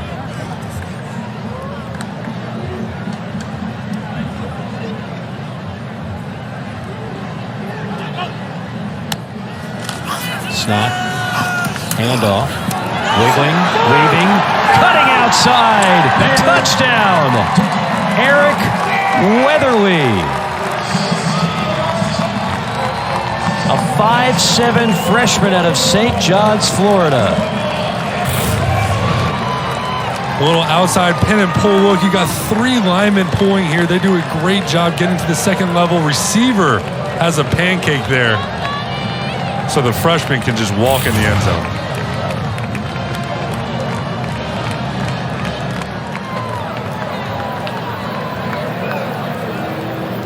So Duke responds with an impressive drive of their own after the 97-yard drive by the Aggies. 49-13 our score, 7:41 to play here at Wallace Wade Stadium on Here we go Saturday again. night. The big fella's getting involved in the run game. What I love is the receiver right here, pancaking, getting the running back in the end zone. Breck Handler back in at quarterback for the Aggies. Final 7:37 in this one. It's been dominated for the most part by the Duke Blue Devils, 49-13. Mike Elko staring 3-0 right in the face. Couldn't ask for a better start in his first year as the Duke head coach. We talked about what Duke was. Again, Coach Cutcliffe had a lot of success in his 14 years. You look at what they did, 2013 to 2018, 5 winning seasons, 5 bowls, 3 bowl victories, and then for whatever reason it just fizzled out. The final 3 years, 10-25, the struggles were real. David Cutcliffe finally parting ways with Duke, and in comes Mike Elko, a home run hire if there ever was one for the Blue Devils. This could be a home run. This is a foot race for Tootin, who's finally wrestled out of bounds at the 22-yard line by Daquan Johnson, saving a touchdown. A run of 54 yards. These North Carolina A&T running backs can run. Great job by the receivers. And then at the end of the day, he just turns the corner, turns on the jets. And you have to be impressed with all these A&T running backs. Well, you know, we mentioned Tarek Cohen. Great back at A&T. Has had a good NFL career, predominantly with the Chicago Bears. This is the thing. You follow enough NFL football, you know that there are guys like this on every NFL roster. They're not all Power 5 players.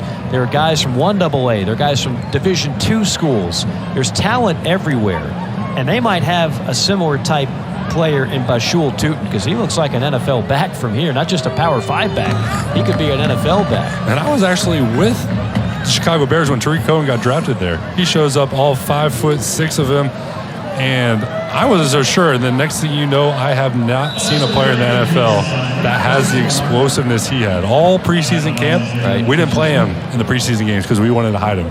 But I told all my friends, hey, you want to take Tariq Cohen in your fantasy draft. Oh! First game of the season, we play Atlanta, and Tariq goes off, and I am honored to say that I threw Tariq Cohen his first touchdown pass. Wow. See, you could have helped me win my league if I knew you, 5 years ago? That would have been very valuable inside information.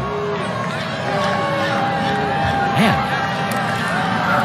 I got beat by Cohen a couple of times. Now you tell me. To the 5, Graves, tripped up by Fisher Smith.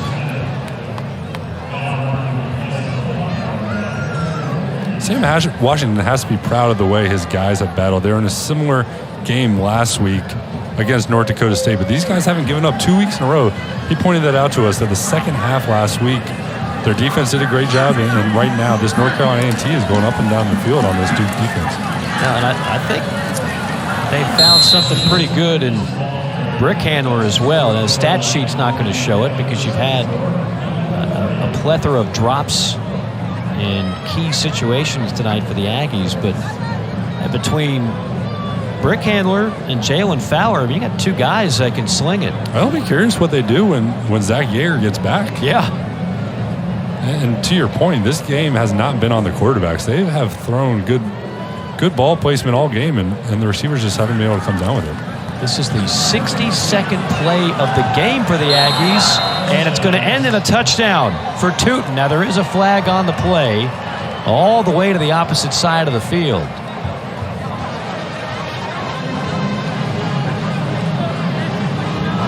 Illegal formation. The offense had more than 4 players in the backfield. It's a 5-yard penalty.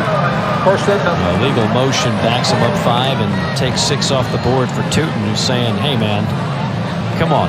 I'm doing everything I can here. And Sam Washington's not going to be happy with that. He said he wants to be known as a team that plays hard and fundamentally technique sound. Having a illegal formation on the 1 yard line, it's not going to make a coach too happy.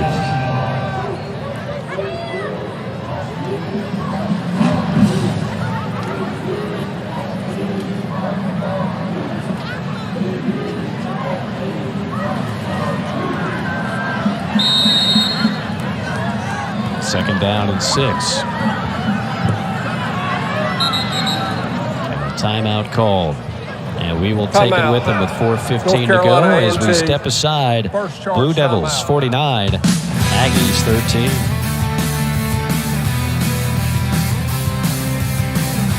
I didn't win the lawsuit, but everybody knows. Band still going strong for the Aggies. Duke leading at 49-13 with 4:15 to play. You look at the rest of the schedule for North Carolina A&T, South Carolina State, the gang from Orangeburg, South Carolina. We'll start things off. A perfectly designed play, a little pocket pass to Kimbrough, the fullback for the touchdown. Now, I'm not sure if Mike Elko will be thrilled about that one either. A 6-yard score out of the timeout. Great play design by Chris Barnett. He sends the receiver in the jet motion a little naked and sneaks the back out of the backfield. Wide open pass for Eli Brick Handler. That's a great shot right there. Brick Handler getting a hug from Jalen Fowler, his fellow quarterback, saying, hey, nicely done, man. You look at the stats. Jalen Fowler, 8 for 14. Eli Brick Handler, 5 for 8. And we had how many drops? I mean, too many. They played a clean game. Yeah. And they should be proud of the way that they played. No doubt. A handful of drops would really make the stat sheet look a lot better for both quarterbacks. So a couple late touchdowns will give Mike Elko some ammunition in the film room this week. You look at the total yards, it's actually pretty even. In fact, the Aggies have ran more plays, more total plays in this game. Yards are about even. Clearly, Duke didn't play most of their starters in the second half. But you take away those turnovers, the fumble for the touchdown, another fumble at midfield. You know, they might have been able to hang in this game longer than they did. You know, Duke is definitely a superior, gifted team. But North Carolina A&T is not giving up, and I'm sure Sam Washington is proud.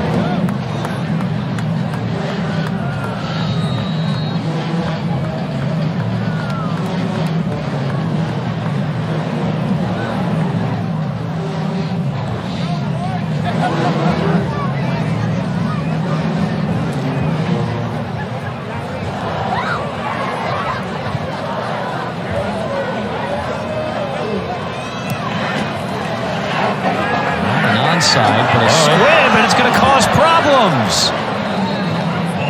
Who's got it? Duke somehow gets it. That was a lot harder than it looked to make sure they got that. When we talk about HBCUs and Hall of Famers, Elvin Bethea out of North Carolina A&T, we talked about the connections at Mississippi Valley State. Jerry Rice State, another great one that came out of there was Deacon Jones, Walter Payton out of Jackson State. You know, if you want to get a talk show, Michael Strahan, Shannon Sharp.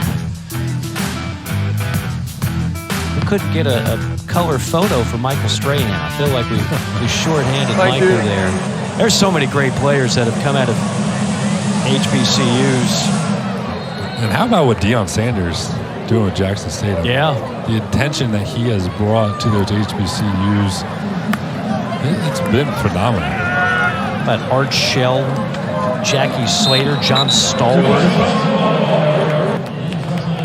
Of course, Sam, a teammate of Jerry Rice at Mississippi Valley State. That would have been after Deacon Jones, one of the best pass rushers of all time, came out of there. Mel Blount, Southern University. Willie Brown, Doug Williams, Buck Buchanan, all came from Grambling. Bullet Bob Hayes, Florida A&M, one of the original speedsters, original track guys to star in the National Football League for the Dallas Cowboys. See, when you're an NFL Films junkie like me, these names, even though they're before my time, they resonate. After footwork, tightrope down the sideline, weaving his way to the 43. That got the Duke sideline excited. It's the first time we've called Luka Diamond's name. Luka Diamond, a sophomore out of Venice, California. 22 yards.